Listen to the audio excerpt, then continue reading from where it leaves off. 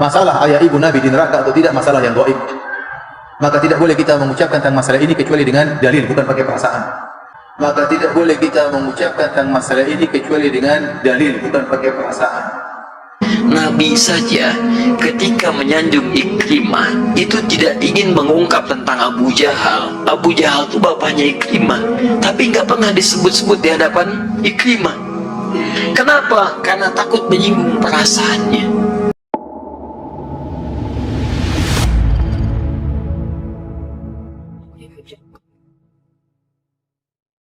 Rasulullah SAW sedih tatkala dia minta izin agar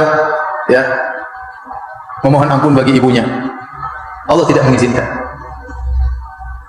Dan kalau Rasulullah SAW minta izin untuk menziarahi ibunya, maka diizinkan oleh Allah Subhanahu wa Ta'ala. Kemudian juga tatkala ada seorang bertanya kepada Nabi SAW, di mana ayahku? Kata Rasulullah SAW, ayahmu di neraka. Kemudian dalam Sahih Muslim, ketika orang itu sedih, kata Rasulullah SAW, inna abi wa abaka finnar. Sungguh ayahku dan ayahmu di neraka. Baik. Masalah ayah ibu Nabi di neraka atau tidak masalah yang gaib. Maka tidak boleh kita mengucapkan tentang masalah ini kecuali dengan dalil, bukan pakai perasaan. Dan Rasulullah SAW telah jelaskan dalam Sahih Muslim bahwasanya ayahnya di neraka jahanam dan ibunya tidak diizinkan agar dia mohon ampun buat ibunya. Apakah kita berani melanggar perkataan Nabi SAW?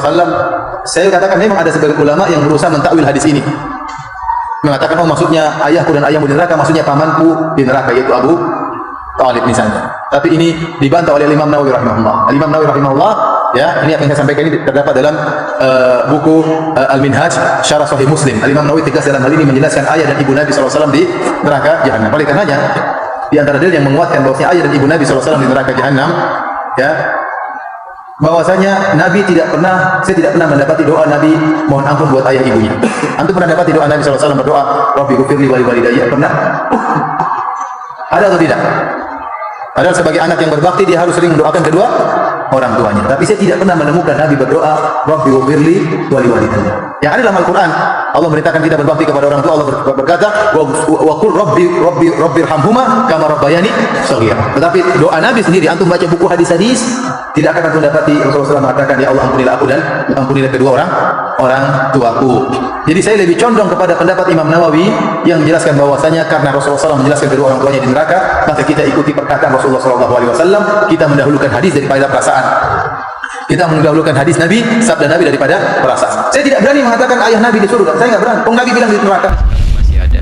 Nanti pertemuan berikutnya kita akan teruskan dulu tentang yang ini. Saya tunjukkan kitab yang kitab ini ditulis oleh orang asli kita yang menunjukkan bagaimana setan bermain di masa kalangan para sahabat, yang dampaknya sampai sekarang muncul aliran-aliran yang disebut bahkan oleh para ulama dunia sebagai aliran menyimpang, aliran sesat, tapi sampai hari ini masih eksis.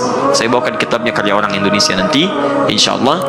Kemudian kita coba bacakan sebagiannya, kemudian kita berikan contohnya. Setelah itu kita masuk kepada kaidah yang kedua tadi, cara menyimpulkan hukum dari Quran dan hadis. Saya tunjukkan contoh-contoh kasusnya dari yang paling sensitif. Misal kemarin yang saya sempat disoal tentang hadis nuzul gitu kan, wah Adi Hidayat mengingkari hadis nuzul. Saya nggak pernah mengingkari, saya meyakini hadisnya, cuman pemahaman saya beda dengan Anda. Itu masalahnya. Tapi kita turunkan apa sebabnya itu muncul. Jangan-jangan bukan karena beda paham, tapi Anda terjebak dalam satu hal yang besar. Bukan Anda diminta paham, tapi Anda digiring kepada kelompok tertentu dan sebagainya. Yang itu sudah dari dulu ada pertikaiannya. Hati-hati. Sama banyak nanti. Tuh lihat, Anda kadang bertanya tidak sadar kalau pertanyaan itu jebakan setan dari dulu. Pernahkah Anda bertanya, di mana orang tua Nabi? Apakah di surga atau selain surga? Itu nggak pernah ditanyakan oleh pembelajaran tempat dulu. Nggak pernah ditanyakan. Kenapa tiba-tiba muncul sekarang? Dan seperti jadi tes satu bagi yang lainnya.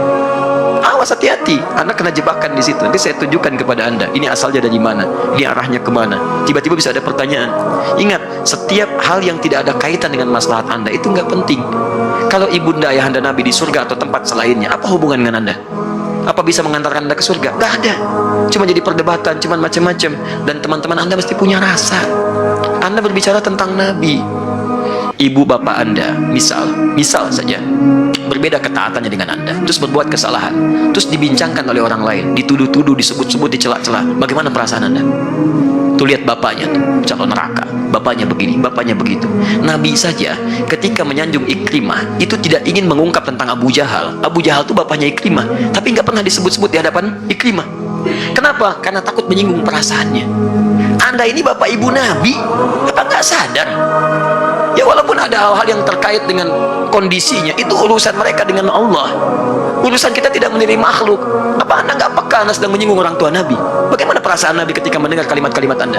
Pernah nggak ada yang sahabat yang menyebutkan kalimat-kalimat demikian? Langsung mengatakan begini, begini, begini dan sebagainya. Tidak. Anda bukan sahabat teman-teman. Anda bukan tabi'in. Anda harus jaga perasaan. Jaga perasaan. Bahkan sementara orang soleh ketika membaca tabat yada abi lahabi watab, itu menangis dia. Menangisnya kenapa?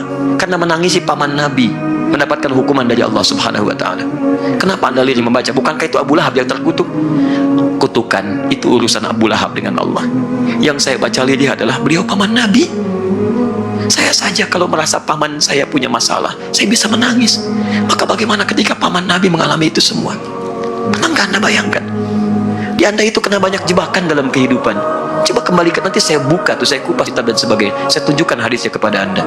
Banyak hal yang kadang-kadang cuma jadi tren aja dalam kehidupan. Kayaknya gaya kalau mengungkapkan kalimat itu, tapi tak sadar Anda sedang dijebak oleh setan. Paham ya? Satu kali beliau duduk dengan para sahabatnya mengatakan, "Ana mushtaqun bi ikhwani." Saya sekarang sedang merindukan saudara-saudara saya. Kata sahabatnya, "Alasna ikhwanak?" "Ya Rasulullah, bukankah kami saudara-saudaramu?" Kata Nabi, "Bal antum ashabi." Kalian itu bukan saudara-saudaraku, kalian sahabat-sahabatku. "Ikhwani humul ladzina lam yarawni walakinnahum yu'minuna bi." Saudara-saudaraku itu adalah orang-orang yang tidak pernah melihatku, tapi mereka mau beriman kepadaku. Jadi kalau Nabi saja merindukan antum, kenapa antum tidak merindukannya? Kalau Nabi menantikan kita di surga, kenapa kita tidak menjemput penantian itu? Karena itulah Muhammad SAW akan menjemput umatnya di surga dan tidak melangkahkan kaki ke dalamnya sebelum berkumpul umatnya dibimbing beliau oleh SAW ke surga. Allahumma salli wa sallim wa barik alaihi. Allahumma salli wa sallim wa barik alaihi. Allahumma salli wa sallim wa barik alaihi. Allahumma salli wa sallim.